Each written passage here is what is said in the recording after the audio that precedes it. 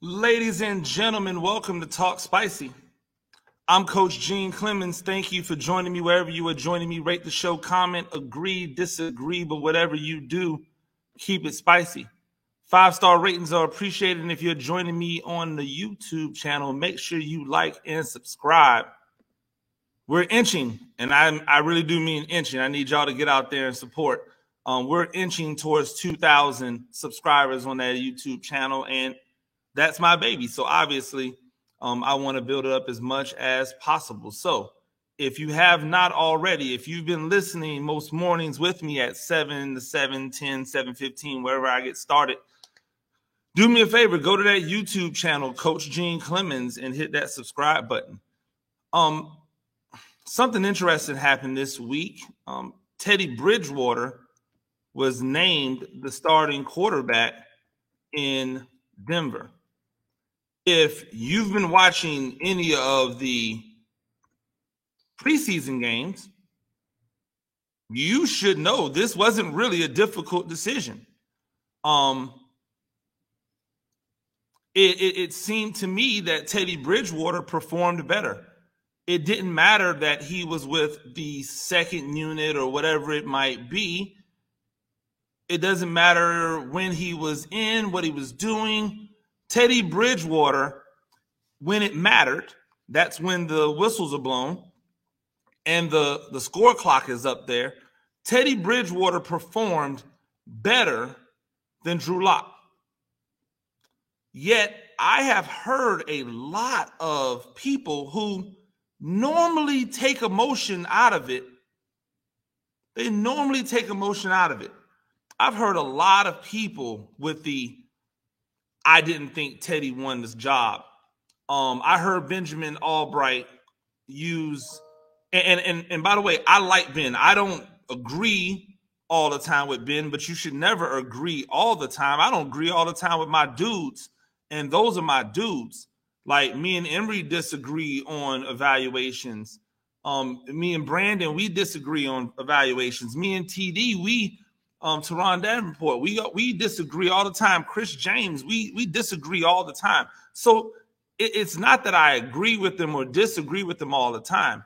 I was just surprised by the takes that he came out with after it was announced that Teddy Bridgewater was the starting quarterback.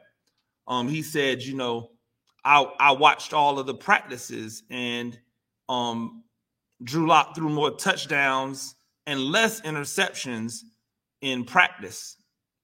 Now, again, when you watch all the practices, if you're watching, that's something to consider. That's not an invalid point. But in the games, the person who threw the more touchdowns, the person who led the most touchdown drives, the person who had the least amount of turnovers, if I'm not mistaken, that was Teddy Bridgewater. So there's something to be said about being able to do it in practice, and there's an entirely different thing to be said about doing it in the game. And what that made me think about is something that we do all the time. We do it as coaches. We do it as evaluators. We do it as prognosticators. We decide, we take all of our mental energy, we use it to analyze what's going on, to analyze talent, and then we make a choice. And when we make that choice, we inherently want that choice to be right. And because we want that choice to be right, we are willing to overlook certain things that make it wrong. We're willing to overlook certain things because we want to be right. I am guilty of it. I'm guilty of it. I look at Dwayne Haskins and his time in Washington, and yes, I am willing to admit he did not play well. But I'm also someone who says he was put in an environment where it would have been hard for any quarterback to succeed. Evident by the fact that no quarterbacks have succeeded in Washington in a while. This isn't some type of like condemnation on Haskins, but my flaw was, or my mistake was, I had Haskins evaluated high. I still think he is a really good talent. I thought he would be able to step into the NFL and play right now. I didn't think there would be such a learning curve for him. But there was. He had to learn how to be a pro. He had to learn how to be a pro. I didn't expect Washington to give up on him. Well, I didn't expect Washington to jerk him around. First off, to yo-yo him in and out, play with his confidence. But then I didn't expect Washington to give up on him after essentially a season and a half. He really only played a full season's worth of games. So no, that's not what I expected to happen. And so that clouded my judgment when I was talking about him within the seasons. When he did something good, I talked more about it. When he did something negative, I was kind of quiet. He did a bunch of things negative, I would have to address it. I would say something. But if he did a couple things negative, I'd be quiet. But if he did something positive, boom, Haskins. Guess what, though? At some point, you got to realize my evaluation was off. At some point, you have to realize I made a mistake. There was something I was wrong about. In coaching, not doing this will get you beat. If you have a quarterback competition and you decide that you're going to roll with Drew Lock because Drew Lock was your draft pick, because Drew Lock was the guy that was supposed to come in and be the next, because you've invested draft capital in him, and then Drew Lock goes out there and loses games. He goes out there and loses games. He does some spectacular stuff, but he loses games.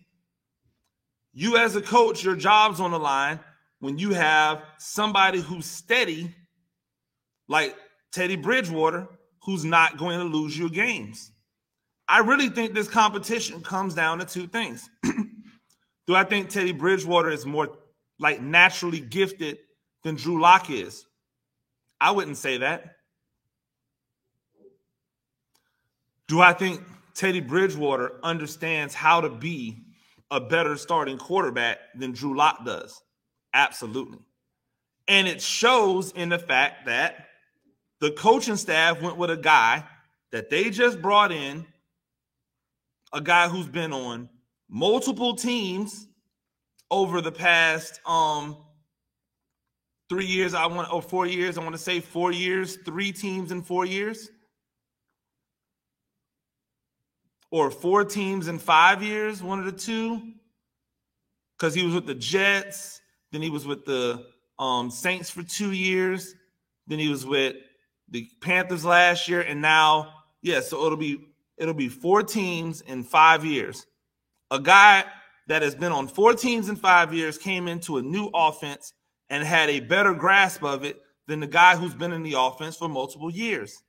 It's time to change your thought. Now, here's the point. Here's the thing that I think somebody like Ben misses, because he said, well, them going with Teddy means that they are probably looking for a new quarterback in the draft. Well, that's selling Teddy Bridgewater short. It's not like he's old. We can't extol these 30 plus, 35, 36-year-old quarterbacks and talk about how much time they still have left, and then take the late 20s, early 30 quarterbacks and say they're done soon. But he mentioned that. I think that's wrong. I think that if you look at what they're doing, there's a good chance they could still see a future in Drew Lock.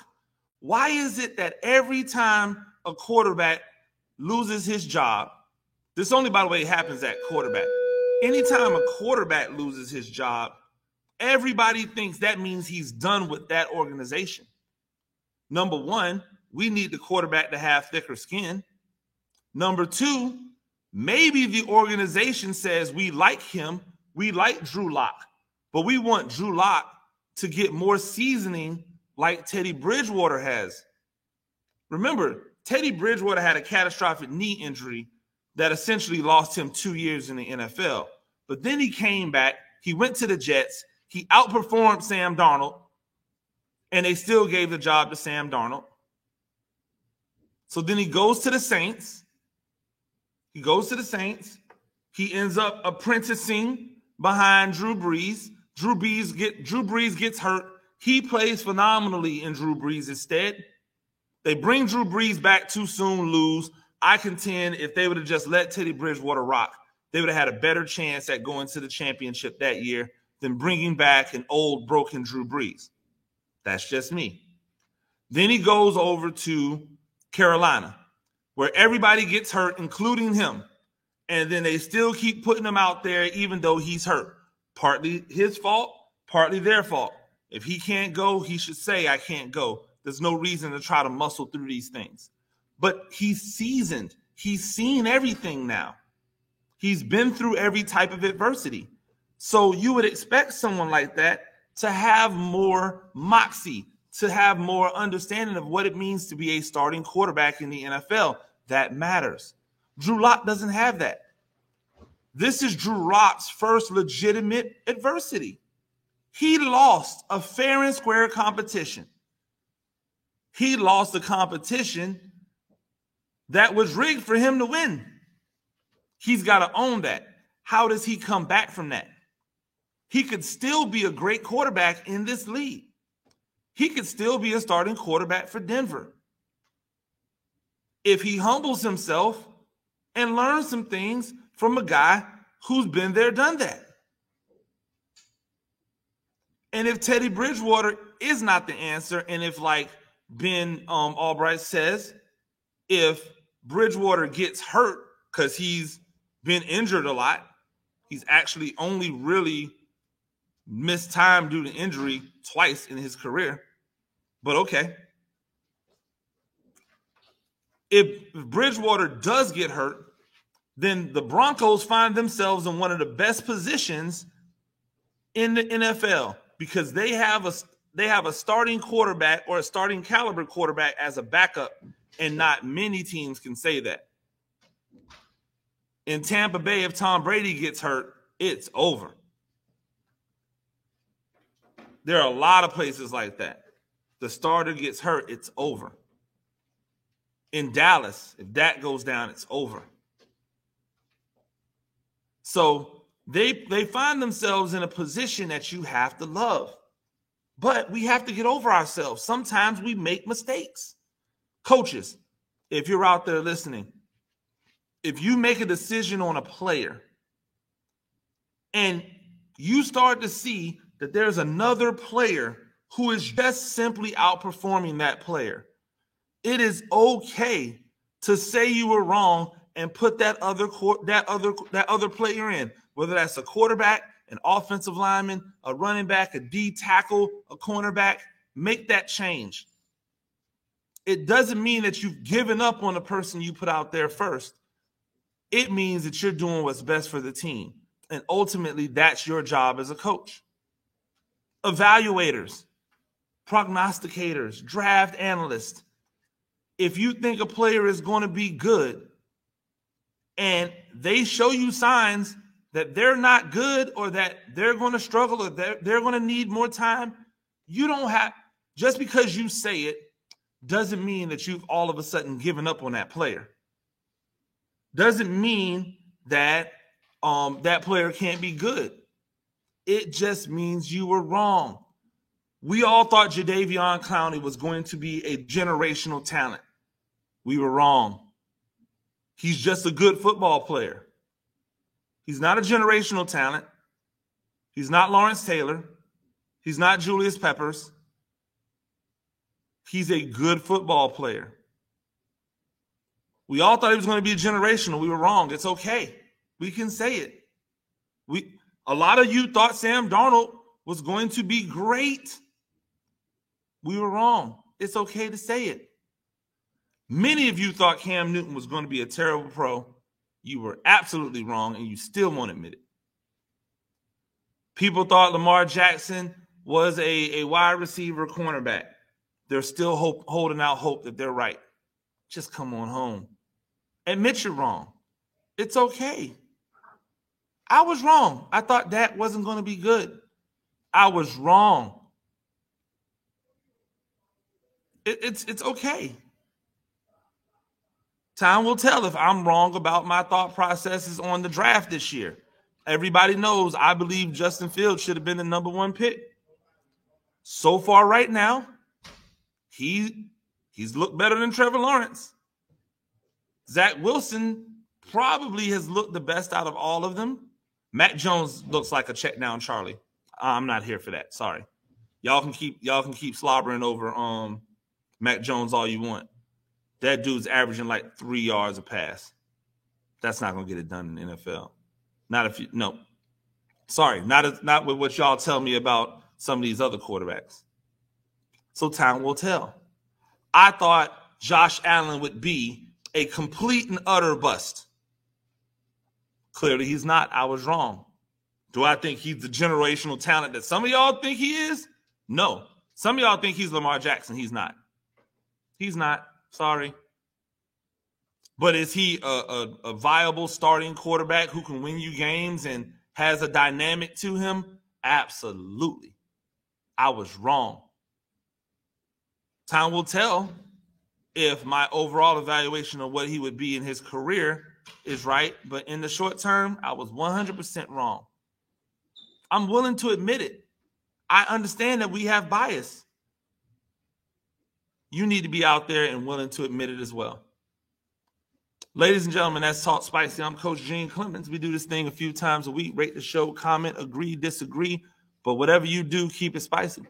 5-star ratings are appreciated. If you're joining me on my YouTube channel, you know what to do. Like, subscribe. See you later. Peace.